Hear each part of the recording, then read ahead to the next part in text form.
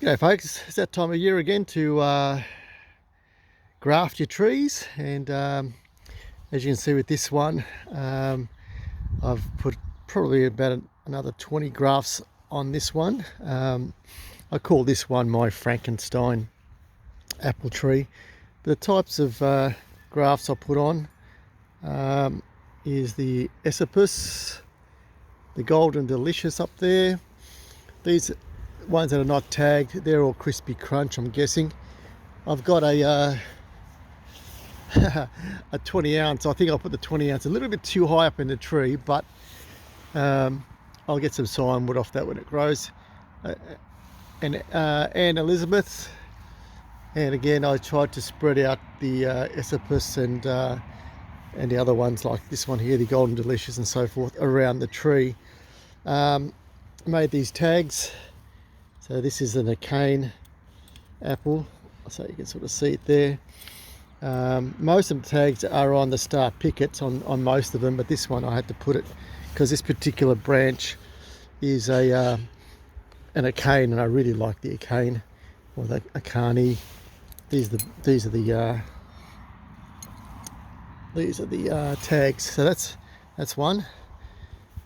Over here, this is another Frankenstein graft apple tree that's grafted. You can see there's every side branch is now grafted. This one here is from last year. This is this year, last year, this year, and I've left a few of the this is another one from last year, and oh yeah, this one too, you can sort of see the graft right there. This is from last year too, so it's got quite a number of grafts on that one. So here's a 20 ounce here, so I'll put a 20 ounce down there, hoping that this lower branch would be a stronger branch for such an apple, which is, 20 ounces is quite a large apple. As I walk over to the pear tree, this one also, I had a couple of grafts last year on this one, and this year I decided to put a lot more. So Flemish Beauties up there. If I go around this side, a Jargonella right there. What's this one? This one is another Flemish Beauty down here. This is one that's from the showgrounds that gives thousands and thousands of pears. I don't know what variety it is, so I just know that showgrounds pear. Yeah, another Flemish Beauty here. So this one has a few from last year. This is a graft from last year right here, and there's one on the other side too. So I tried to spread them around the tree as best I could to balance it out. Oh, there's one down here as well. This is a Buri Bosco or something like that. Now over here, this one is a nashi fruit, and I've got a number of different varieties grafted on this one. So the Kosui, there's a Kosui there. We've got a 20th century, which is just there. Another 20th century I'll put here. On this side, a Yali, which is a different variety as well. I didn't graft, I don't think, any on this particular tree last year. I can't see any type of grafts on here. So this year I think I grafted about 10, I'm guessing, on this one, and it's just starting to swell. So I'm guessing the rootstock starting to come alive again, and hopefully most of those will take. Over here, this was another pear tree, and I decided to change it. I'll still keep a few pears, but I changed it to a medlar, which is an unusual fruit. So this medlar is from a neighbour's house. Gives a lot of fruit. I don't know what type, but I also put a couple of different pears on this as well. So that's a medlar. This one's a Corella pear. Another Corella pear there. if I keep coming around to this side, I'll put a medlar on this, there it is, a medlar on this side and another corella here. So I tried to, and I left this one original. So hopefully this will be a medlar and a pear variety, multi-variety, if they take. Yes, another apple here, another Frankenstein apple, this one. I've got a couple of apple trees that I didn't graft at all, so I've left them as a one type variety, but there's about 3 or 4, maybe 5, maybe 6 I think, that I grafted. This is from last year, here you can see. This is from last year as well. You can see the graft union is really quite good.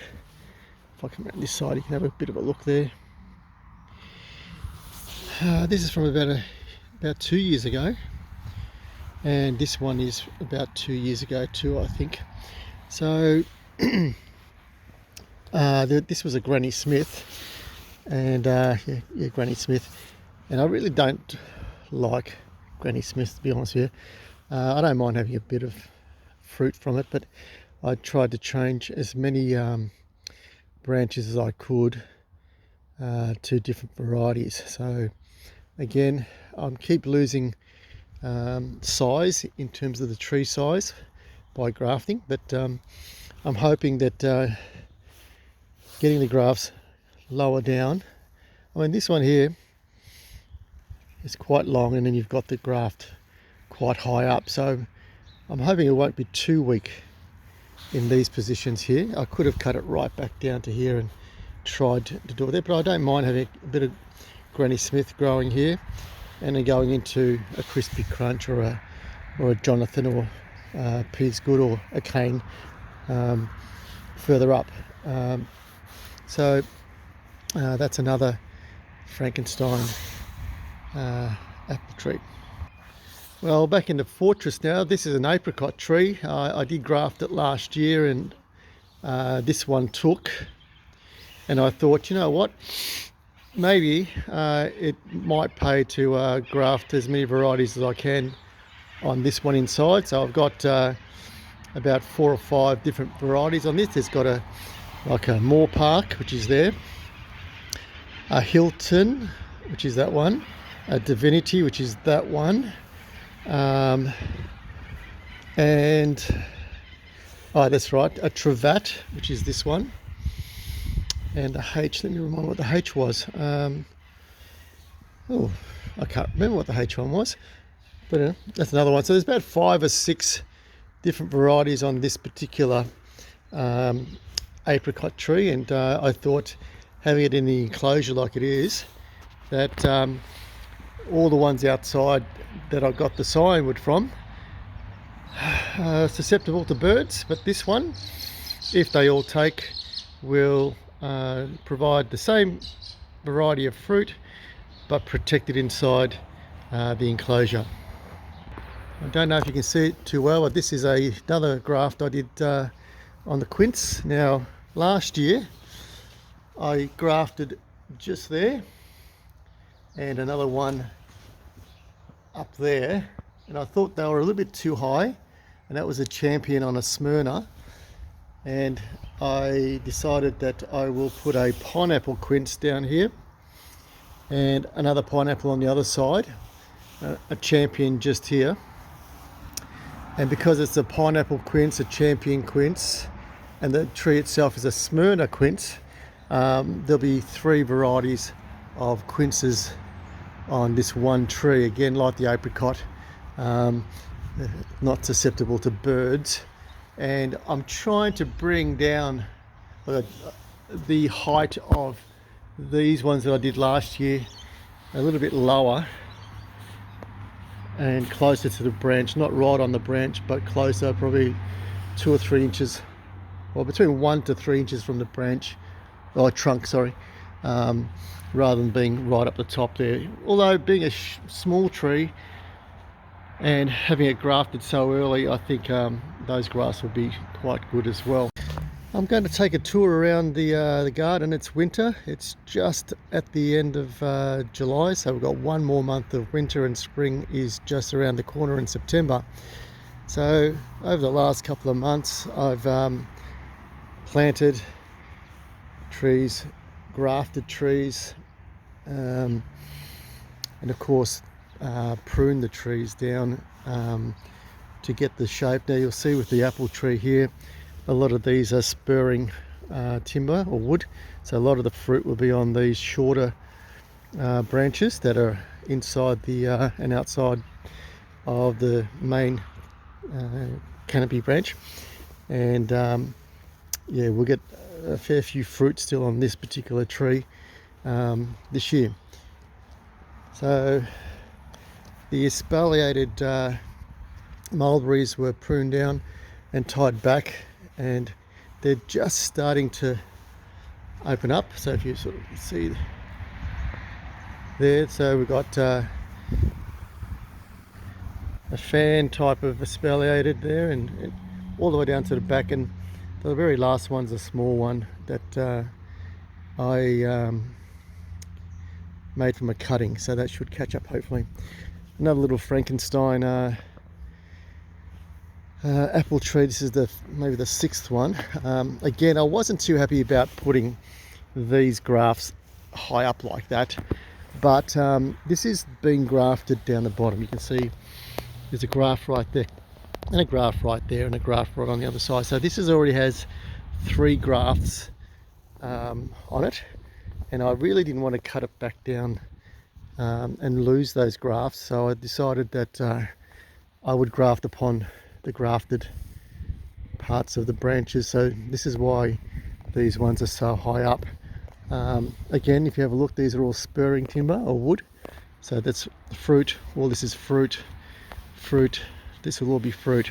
And you know, whether this takes and becomes a Jonathan or a Golden Delicious or anything like that, I don't know, but if I don't like where it is, I can always use the sign wood again in the following year and maybe cut one of these sort of side branches.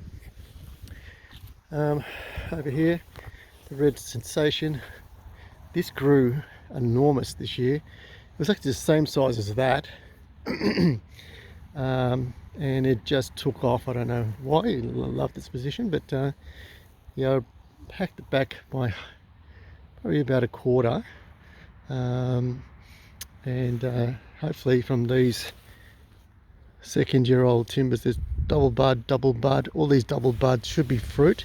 This is probably for next year, but most of the timber here, this second-year timber, will be fruit. So we get to see what the fruit is like this year.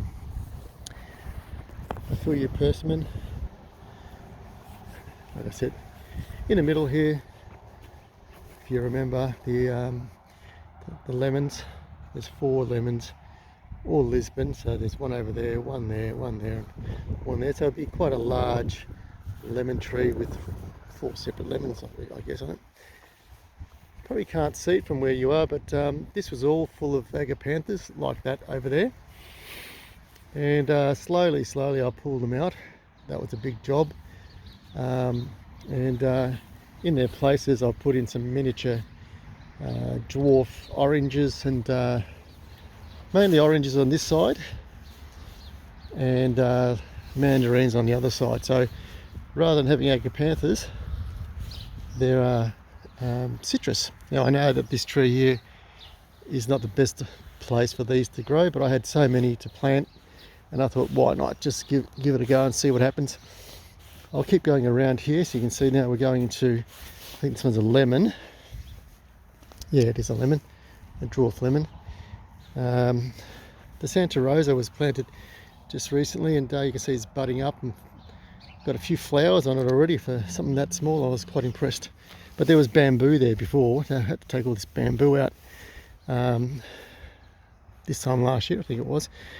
So all the agapanthus are out, bamboo's out, and now we've got mandarins. And then this apricot tree has been pruned, and you can see how many fruiting branches it's got on that one. So we should get a lot off this one. Coming back around this way again, I'm in the midst of taking out these agapanthus too, maybe not the ones right down the back, but this lot here, and there was agapanthus along here as well, and now you can see that I've got mandarins. This one is a imperial, this one is an imperial, that's another Fuyu persimmon. It's in its second year, so I'm hoping that might do really well. An emperor, and if we go across here, another one here. Now these are my apricots, so that one's a hunter and that one is a Travat, I think. So they've been pruned down and you can sort of see the double buds, and we should get quite a number of fruit this year off this one, and same with this one over here. So the grafting is, the pruning is to open up the center as it's been done, and try to avoid cutting these short pieces here, all these little short ones. These short ones, that's where the fruit is. A lot of people look at that and think, oh, this is a weak branch, and they snip all these off, and when they snip all that off, they're actually getting rid of all their fruit, or fruiting flowers and fruit. Okay, we've got a fig tree here. The last fig I planted here got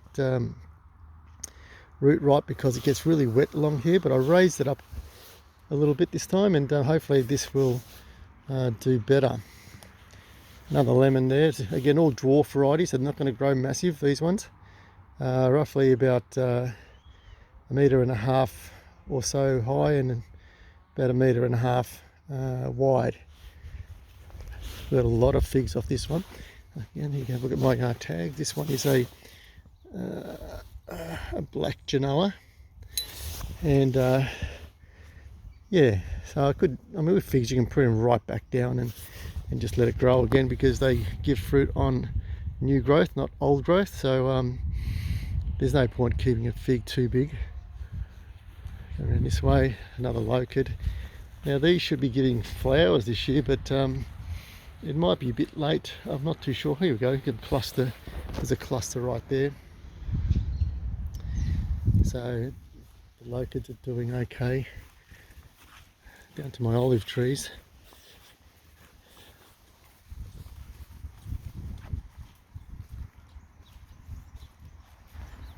You see they're getting quite large now, and hopefully there'll be a fair bit of growth this year. Cherry tree just there. Now I've exfoliated more apples along this fence line. There's a gala and I think another gala over there, and that vine, I'm not too sure if I'll keep it there or not. I'll just pop another apple there. Now this year I'm going to make sure that I treat the area for codling moth, because we got a lot of codling moth damage last year, and it's quite heartbreaking when you've got this many fruit spurs. All those things are fruit spurs, so I'm talking about hundreds and hundreds of fruit just on that 2 branches.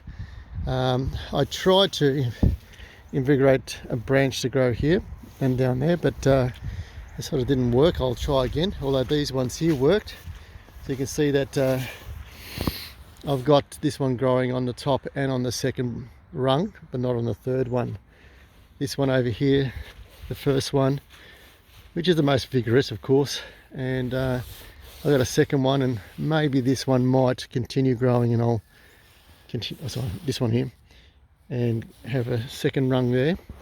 Again, my little tags down the bottom here. This one I'll manage to get 2 going across the second rung, so this one will continue to grow here, and I'm pretty happy with at least 2 rungs. But when they're just one like this one, look, I also thought about leaving the apples on the top and then maybe using the 2 rungs as for grapes or something else.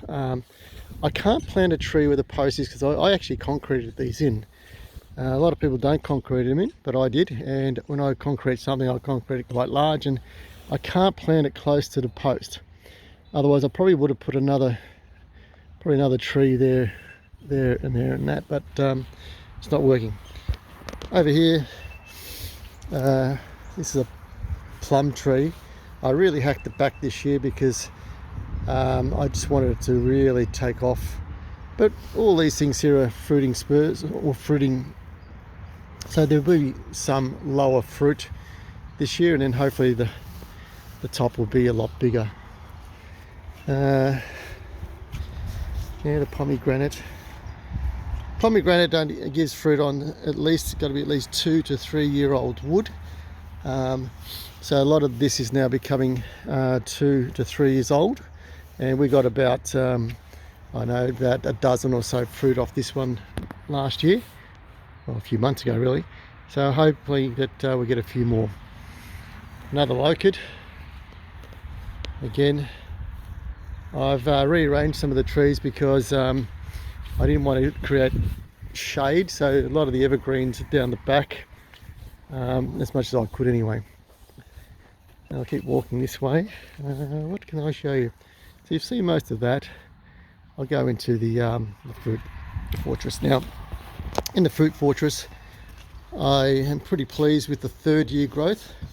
So you can sort of see the way I've pruned these ones. You can see they're open centered, and if I can show you, maybe I can't come to this one, it's a bit easier. You can sort of see how thick the branch is down the bottom. So that's 1st year, 2nd year, and now 3rd year. So again, hoping to get a lot of fruit off the nectarines and peaches. Now this is a plum cot, so this also has got a lot of fruiting buds down the bottom here, not so much at the top. We'll see how that one goes, but they're all been pruned and sprayed, grafted of course, all ready to bud up and flower and hopefully give some fruit. That's another one, the open center. This is a Tatura peach. Again, you can sort of see the difference in the thickness. The 1st year, 2nd year, 3rd year, and this year will be the 4th year. So that's really good. Over here, the cherry. We've got quite a bit of cherries. You can see these will be cherries. The single ones not so much, but these double ones here flower will be the flowers and the fruit. So any double, triple buds like that, we should get a few cherries off it. Now instead of being just long and straight, you can see I cut it here first, then second, I think second there, and then here as well, and then third. Now I did graft one on this one, a Napoleon onto a sunburst, because I had a cyan wood, but again I probably should have maybe picked this one and grafted that down here, but oh well. Over here with the 4U, this is one I planted in here as well. I'm trying to spread it out a bit, and through pruning and tying it down a bit, you can see that I'm trying to create a 60 degree, between 45 and 60 degree angles on the fruit branches. Now as it stays tied like that, the timber will harden up, and hopefully it will stay in that shape. Down to the back here, again another peach, plum cot. As I said, this was the quince, the Adriatic fig. Again, that will grow sort of outwards and take up that wall space there. And then another apricot, plum, cotton candy. Here's my tag, and that's that one. And again, all these are flowering buds, so again we should get a lot of fruit off this one. Now looking back towards the entry, it's quite bare at the moment because most of the growth has been, and the leaves have been cut off, or the leaves have fallen, but it's been pruned back.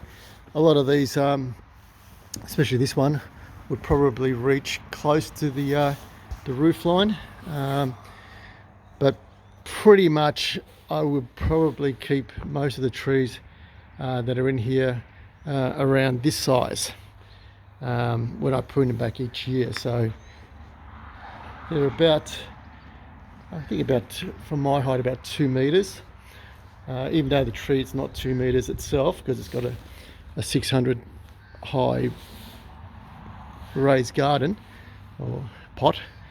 So 600, and that's probably another 1.5, and that's probably about the height that I'll leave it at, and bring it down each year to that height, and then it'll grow up again and down again, and we'll keep going like that.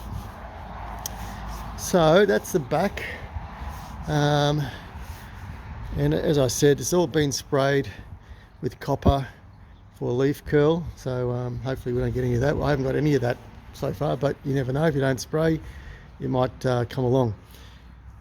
All right, so that's the backyard, and just at the end of July, and you can see that it's quite bare, apart from the lemons and feijoas. Oh, down here, this very last thing. Like I said, this particular apple tree here is a crispy crunch. I didn't graft anything onto this one. I've left it as it is. I like to have a few that are single variety. Got an Aphora mandarin right there. Lots of mandarins growing on the balcony here, facing east. Yeah, which is interesting. A plum, again, if you look at this plum, these are quite spiky, but that's where all the fruit will be produced. And again, in its 3rd year, hopefully we'll get some success. Now over here, another feijoa, and a locust, and a feijoa. So feijoas don't mind it in the shade a little bit, and the locust, all this is now evergreen, so I think I like that in front of the windows, especially during summer. Another apple tree that's a standalone. It's a crispy crunch. Another quince standalone. I'm not going to graft anything onto this one. And if we turn around this way, I've planted some dwarf oranges, this caracaras, up against the wall, facing north. That's north. So summertime, even though these palm trees might can have a canopy over it, they should still get a number of hours of sun and the heat. So another one here. This will be a wall, a brick wall, like the one over there. So that will benefit from that. And over here, now that the wall is being put up, there's another one just there. So you can sort of see, if I come close, this whole wall is a heat mass, and that little caracara should do really well. Over here, another apple. This is a multi as well. It's a pink lady, but I did graft here, and I left that one as a pink lady branch. So that's got 2 varieties and a pink lady on it. And if we keep going over this way, I think this one is also a pink lady with 3 grafts. Now it's got a peas good and 2 others, but what type was that? Let me have a look. It was a pink lady. So, but now it's a multi. You can have a view from this side as well, and what it looks like. And this is in the heart of winter. This one I wasn't too sure about what doing. This is a cotton candy apricot plum, and you can sort of see all these are all flowering buds. But I've left it as a 2-branched or trunked tree rather than a single one. I quite like that it's quite low, so maybe if there's a 3rd branch that comes along here, I might encourage a 3rd branch on that one. So I was going to cut it and keep it as a single, but I just don't like that it could split. Now I don't think it will, but that's usually what I worry about. Yeah, so that's the backyard, and hopefully spring is just around the corner, and we'll be walking around and having a look at all these trees in full bloom, and it'll be quite nice. Now, just last but not least, these are my other pomegranates, and these are in their third year as well, and we've got a number off each one, and they've just been pruned, and they should reach about 6 foot in height this year, I'd imagine. They're really established, and again we should get a lot of fruit off those again. And over here where the lemons are, you can sort of see, this is the calamansi from a seed. That's how big it is now. That's my sister who likes to know. This is my lemon tree. It's a Maya. I just pruned this one. I don't want to keep them too big, maybe a little bit bigger than that, but I wanted to grow sort of a little bit more upright, angled but upright, but no bigger than that. I think that's the perfect size. A couple of mandarins on this side as well. A kumquat down the back there. Again, more lemons, and this one's an orange. So the citrus area gets a lot of heat from the house, and of course the concrete floor, or ground floor, yeah. So this is a really good spot for citrus. It really retains the heat, and you can see the quality of citrus that is being produced on this lemon tree here. Yeah, down the side here at the front driveway, you can see how many feijoas are still on the ground rotting away. We just got so many feijoas this year. I think the girls got a little bit sick of eating them and picking them up, so a little bit went to waste. But anyway, between the feijoas you can see I've planted some broad beans. These was planted a bit later than the ones that you'll see in a moment, so I'm trying to stagger them in terms of when I plant them. This was planted at the same time as the first one, and then these ones, yeah, this one too, and then these ones were a couple of weeks earlier.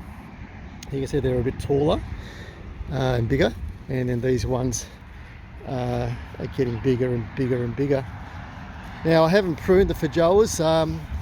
Probably I'll, when it dries up a bit, because it's quite wet at the moment, prune the feijoas so it looks a little bit like this one, so the branches aren't touching the ground like these ones, because they're really hard to pick when the feijoas drop, when you got all those branches in the way. So yeah, feijoas don't mind a good prune. My weeping, the way I've grafted it, olive tree here, when it first gave fruit, I don't know if you remember, it was quite small, and I was ready to rip this thing out thinking what a waste. But towards the end of the season, they were probably the size of calamatas, maybe a little bit even bigger. So I was quite happy with that, and now it's staying. So I'm going to keep it like a bonsai, a large bonsai, where it's not going to grow upright anymore. I'm just going to keep pruning it so it weeps like that, and probably stay around that size, and probably widen up a bit more, so it just keeps branching left and right, and maybe a bit towards me as well, rather than upright. Over to the front, these three have just struggled a bit. I keep pruning them back because they're just growing lanky, and I keep pruning them down to get the shape right. But anyway, they'll be fine. I wanted to show you the front fence. This is going to be my pride and joy at the front here amongst the palm trees, and you'll see that along the front there, all of those bushes you see that are dormant are pomegranates, and this is facing north over there. Oh, sorry, west. North is that way, and this particular spot sees all day sun, winter, spring, summer. It's under sunshine all the time, and it's probably the best spot for pomegranates to grow. And instead of having a hedge of I don't know, something that's not productive. It'll be a hedge of pomegranates. There's probably about 20 or so trees here. And when they're in flower and when they're in leaf, you can't beat what a pomegranate looks like, or a pomegranate tree, and I think that's going to look really nice. And it gives it the Mediterranean look with the palm trees, and of course the olive trees, and even the feijoas down the back there. It's got the same type of leaf as and the colour as the olives. I think it really works well. Now if I keep walking over here, mind the cuttings I've got. I did cut an old tea tree, which you'll see in a moment down, and I've just got to get rid of these branches. But anyway, but along the fence line here, all these trees up here will be going. My neighbour decided that these are no longer viable for him, so I'm happy about that. But in their place, I have another three olives. Now this one is a manzanillo, and it's its first year in this location, and they gave a fair bit of fruit or olives last year. I didn't pick them, I should have, but I didn't. This one is a manzanillo as well, and it's a nice shape. And then this one here, I think is a Verdale, which is a different variety here. So they will cop, until the palm trees get bigger, a lot of sun, and of course by that time they'll be quite high in height as well, and hopefully get a bit of sun. But this is the tree that I cut down, with all those branches there you can see, and I'm just going to cut the trunk level with the ground, and that's to open this space. Now because of this brick wall here, I've got to move this fence forward, so we've got a hole here ready to put a post in, a massive hole here for that post there, and likewise for those two. So when that fence comes forward by about 1.5 meters, it'll give me a really nice spot right here and over there for another couple of trees. So one more about there, and probably one more about here when this mess goes, and that will finish off this area nicely as well. I've left this particular tree because I like it, and I've actually taken off the bottom branches to keep the height for now, because the palm trees don't do too well underneath a pine tree like that, or whatever pine tree it is. But for now, I'll just get rid of the bottom branches and let it grow taller and taller, and then allow the palm trees to sort of sit underneath it. So there you have it, that's the front. And as you can see with the palm trees, the dates, quite a bit of dates, not edible unfortunately, but still looks nice. Well, there you have it. Just before I go, I put an espaliated gala here, and I think this one is an espaliated crispy crunch, I think, over here on the cyclone fence. It's doing well. The sheep on the other side haven't really noticed it, and I don't mind too much because it'll keep it from growing that direction and allow it to grow my direction, and that gives me the opportunity to prune. But you can see all these here are spurs. So this will have a lot of fruit. This one over here, which is a spare one I had, and I thought I'll try to espaliate this one too, but it's not doing as well as the ones over there. Yeah, this olive tree is my Kalamata, genuine, I know it because it's been grafted as a Kalamata, and you can also see that the leaves are a little bit lighter in colour. It's a little bit slow growing compared to the other ones, but it's doing well. Gave lovely fruit this year. I would say probably about 100, but again, I picked them but never cured them. Hopefully this year. I just wanted to show you around the side here as the last part. And this is my mandarin row, and that's facing north. And you can see that I have a dwarf imperial just there. And then we go on to the next one, This is a Japanese seedless. And this one over here, let me have a look, an imperial. A Japanese seedless again. And then of course the last one is an imperial. Now what's good about this location, like the pomegranates at the front, because it's facing north, which is that side there, and of course the tin here, it bakes. This sees all day sun, and you know, from the morning where it rises from that side, comes across to that side, and you can see that it's just under sunlight all the time. So I'm guessing that I'm hoping that these will do really well.